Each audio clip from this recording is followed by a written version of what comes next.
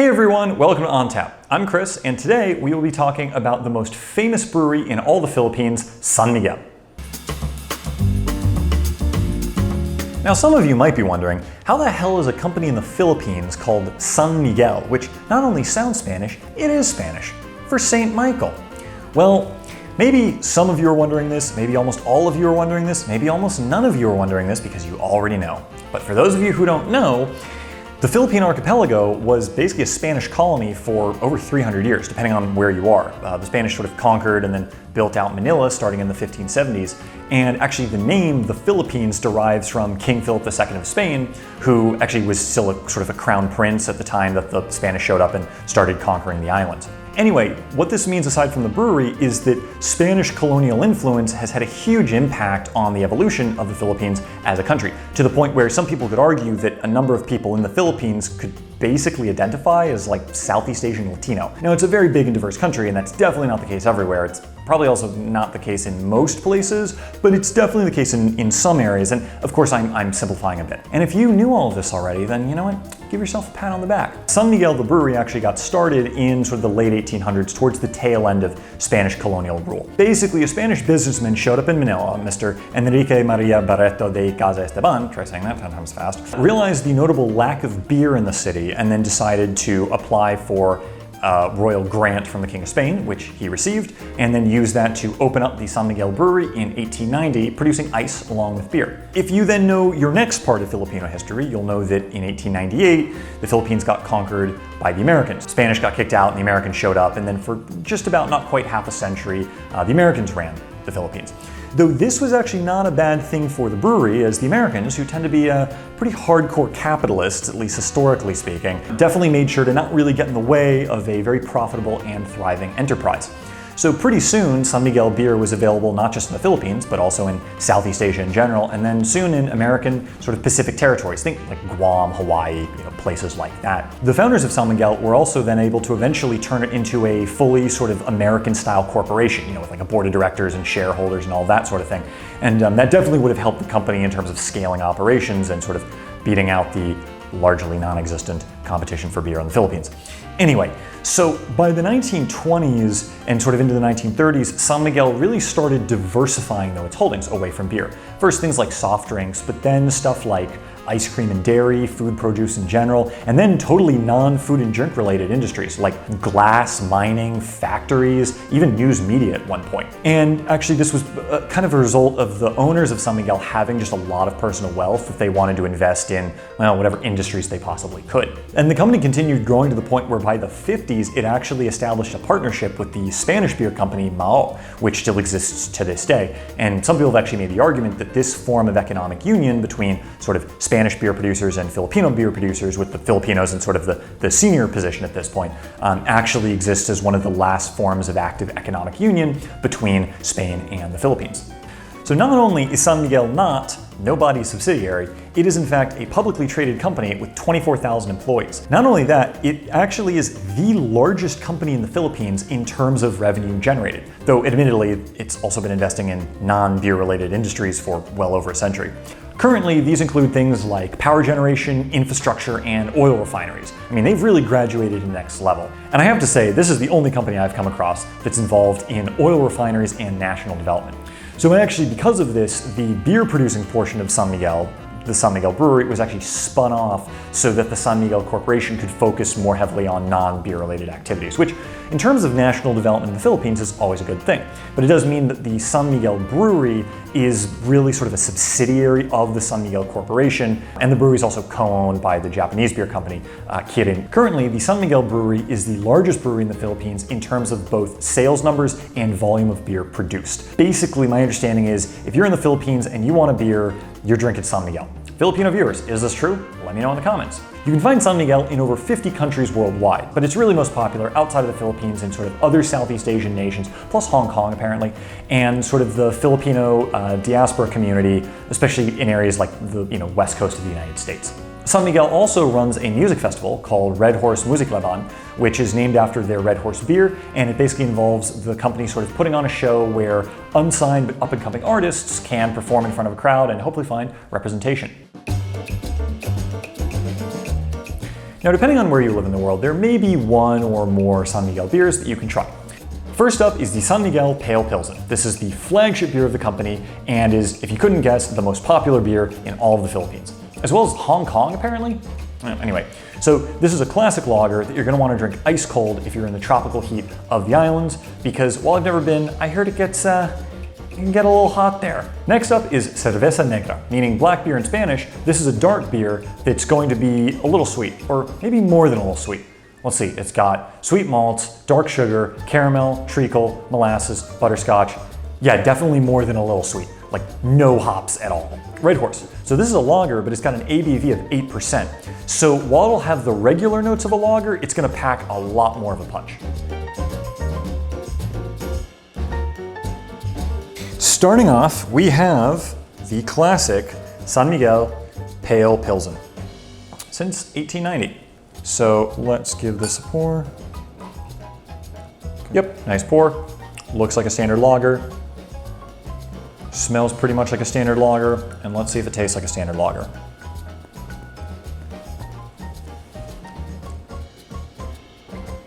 Well, okay. I mean, it's good. And it tastes like a standard lager, but I might be crazy here. There's a very, very slight, I'm gonna almost describe it as like a sweetness to this. Maybe not quite sugary, but just a very, very, very faint hint of sweetness to this beer. And maybe it's not sugar. I don't know if it's more caramelly, but if you compared this to another sort of standard lager, this would have one extra note to it that you otherwise probably wouldn't get in sort of a Heineken or a Stella or a Beck's or something like that. It's almost like if you had a cup of tea or a cup of coffee and you took just like not even a teaspoon of sugar, just like half a teaspoon of sugar, just a little bit, and you kind of mixed it in. It wouldn't be super noticeable, but if you compared that to coffee or tea that you had with absolutely no sugar at all, you'd notice there'd be a very, very subtly slight different sort of sweet flavor to this. And that's kind of how I would describe this. And it's the first lager I've had with that sort of a flavor to it, which, yeah, it's very interesting actually. And I could see actually in a hot weather environment, if you're in a tropical environment, yeah, why not have some sort of cane sugar type derived flavor, put a little bit of that into your lager beer. That works for me. Let's move on to the Cerveza Negra. Nice head on this.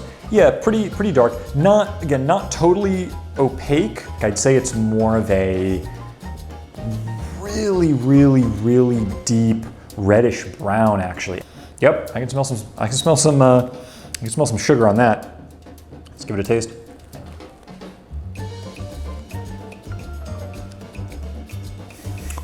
Yep, that is a sweet beer. I don't want to describe it as clean, because clean, I always think, you sort of your palate's like refreshed. My palate feels like there's some sugar on it. But if you want to try a lager beer with lots of just sugary, sweet things in it, this is going to be for you. Reasonably dark. It's not a super dark palate on this. It's definitely lighter than this, but it doesn't have the super sort of like roasty, dark kind of flavors I'd associate with any sort of a darker beer. I mean, if this in theory were maybe not quite a different color, but even if it were even lighter than this, but it had the same flavor profile, I wouldn't be sort of confused by that. And it's not just sweetness, it's sort of like, it's like kind of, I'm thinking like tropical sweetness sort of things, like sugar cane or like sweet banana, stuff like that. Not that it has a banana flavor in it, but that's what I'm imagining when I'm drinking this beer. I'm imagining sugars that you derive from tropical things, with maybe a little bit of sort of like caramel toffee sort of mixed in. Let me be clear. I don't mean, this is not sugary in the sense of like a Coke. You're not, it's not like drinking a soft drink. The sugar, it tastes more sort of natural. It's not like there's, a bunch of processed sugar that's been shoved into this. This is a beer that's been made with a lot of different things that naturally have sugar in them. Certainly an interesting drinking experience, and not an unpleasant one. I mean, it's an interesting combination of flavors that I don't normally ever associate with beer. But I think they work well enough for kind of what they are within this. All right, so last but not least is Red Horse. I'm very curious to see what this is going to taste like. Now, it's interesting. I actually remember having Red Horse with a Filipino friend of mine when I was still living in New York, and we went to a very nice Filipino restaurant in Jackson Heights in Queens, and she ordered us a couple of rounds of Red Horse. And you know, I gotta say, good food, good company, sort of good beer on a patio in the summer. What more could you ask for? And I just remember because this was definitely the beer that she ordered, and yeah, I remember having it and quite enjoying it. But it's been years now, so I'm curious to see kind of how I come at it now. But anyway, now I'd say this is the palest of the three. This is very pale, and it does smell like a lager. Pretty much just smells like a lager. So, see. Okay, yeah, so there is a higher alcohol content in this one than in this one. I can definitely tell you that. Now, what's kind of interesting about this is it still tastes like a lager, it just tastes like a lager with more alcohol in it. So those basic notes of sort of a reasonably non-offensive, grain-based, kind of malty, very slightly crisp, sort of hoppy beer flavor is there. It's just if you then took the, you know, kind of that hard sort of alcohol feeling, not in any sense like wine or whiskey or something like that, but just a little bit of that kind of harder alcohol flavor, and you just kind of punched up the intensity of your basic lager, you would get this. There are some beers where they're sort of 8%, sometimes even higher, and they can be very subtle. Like you don't know kind of that they're 8 or 9%. This, you definitely can tell. This is a higher strength lager beer, and it packs a punch.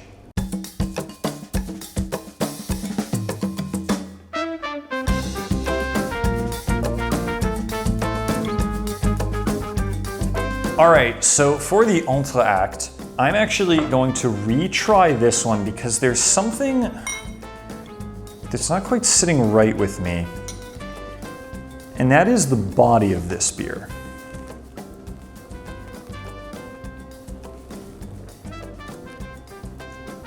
Yes, and I'm getting it this time now that it's not so cold. And the issue that I have with this is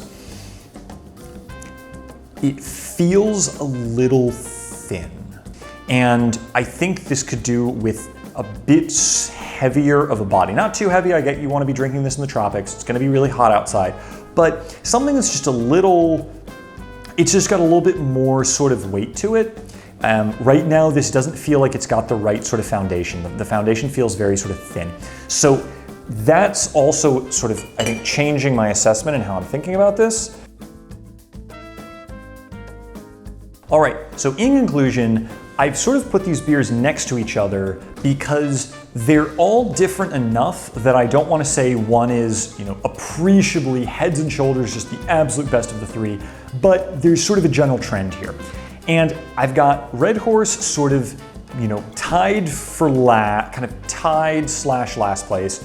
The Cerveza Negra tied sort of middle, and then the San Miguel Pale Pilsen actually tied kind of first place. So this is a stronger beer. It's a stronger lager, but while that's kind of a very interesting flavor, what doesn't sort of work so well for me is the fact that the alcohol flavor isn't really worked as well into the beer. It feels just like you're drinking a lager and it's just extra strength alcohol, which in terms of the enjoyability of the drinking experience, I don't like quite as much, but it is indeed a higher strength alcohol kind of lager. So if you want that, this is a good beer for that.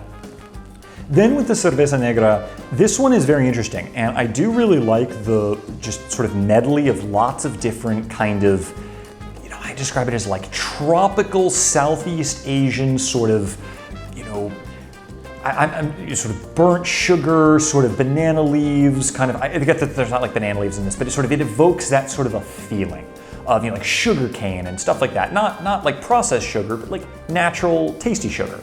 But the biggest issue I have with this is that the body for it feels kind of thin, given the quality of beer that it is. It's sort of a darker beer. It should have, I think, a little bit more strength to it, and strength in terms of like weight, foundation, and it really doesn't. And that's sort of what doesn't work for me as well. So in a rare win for a basic lager, I'm actually going to put this in first place. I mean, tied, but still pushing more into first place because it's a standard lager. It works perfectly well in that regards. It doesn't feel thin, and it has just this nice, very little subtle hint of sweetness to it, which I think is kind of interesting and pretty unique. So this is going in first place. Now, aside from kind of the ranking of these, I also want to mention really quickly that any of these could pair very well, probably this one and this one specifically, would pair very well with kamayan. And if you don't know what kamayan is a sort of traditional style of Filipino dining where you basically eat with your hands with a bunch of friends, and there's a bunch of food spread out on banana leaves, and it's a whole bunch of stuff. I mean, you've got pork, a lot of pork, sort of shellfish, snails, shrimp, rice, balut too. I'm a big fan of balut. If you don't know what balut is, look it up, but I'll just say it has to do with eggs. And anyway, I actually learned about kamayan because me and one of my best friends, we went out with a couple of her friends, and we had sort of an excellent meal. And I was just thinking that stuff's really tasty. I haven't done it in a while actually. I would highly recommend it if you have the opportunity to try kamayan, especially with, I'd say, like 3 or 4 friends. You can all go out, have a really nice meal, really good Filipino food, and any of these beers would pair really well with those sorts of flavors. But anyway, yeah, these would work all fine with Filipino food. But yeah, I think in first place I got to give it a rare win for a basic lager, but just that extra little subtle hint of sweetness I think really does it for me. So anyway, that's my assessment of the 3 beers made by San Miguel. Quite enjoyable to try. Always like to try beers from different parts of the world. So yeah, let me know what you think about in the comments. If you've had any of them, if you totally disagree with my rankings, or at least my reasons for them. Thanks so much for watching, and I will see you next time.